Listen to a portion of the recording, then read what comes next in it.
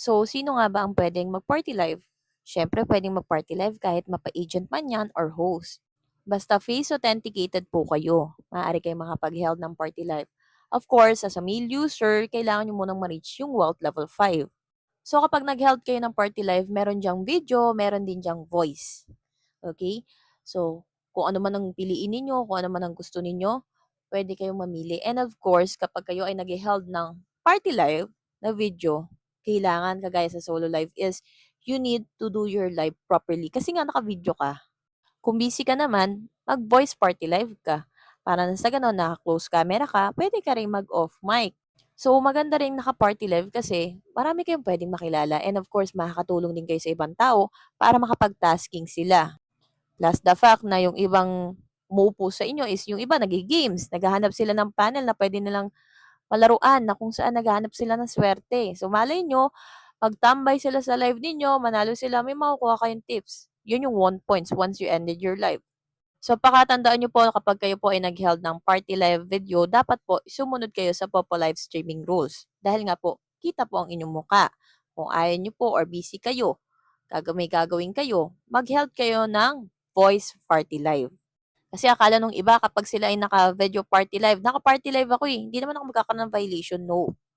Once na nakikita po ang inyong mukha sa screen, kailangan nyo pong magpakita ng maayos na pagla-live or else magkakaroon ka ng violation or deduction. So ma'am, paano po kaya pag nag-held ako ng party live?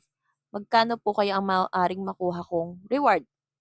Kung ang live task reward mo is ordinary, kahit mag-held ka ng party live dyan, wala kang makukuhang reward.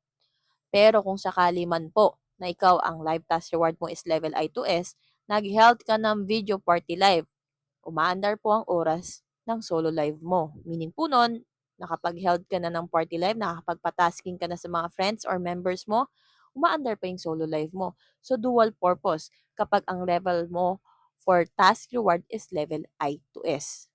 Inuulit ko ha, level I to S. Meaning po nun, kailangan makakuha kayo ng 150k gift pataas.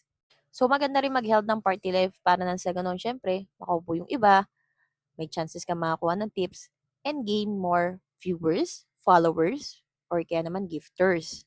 So, kapag tapos na kayo mag-GYC, mag-collect ng free coins, mag-solo live, ayan, pwede rin kayo mag-held ng party live. But of course, it's up to you. Doon naman po sa makikiupo, syempre, depende po yun sa rules or depende po yun sa kagustuhan ng party live owner kung sino po yung gusto niyang paupuin. Marami pong party live po dyan. Huwag kayong magsiksikan sa isa. So, yun lang. My user ID is 79170. I'm doing live every 9 p.m. Later.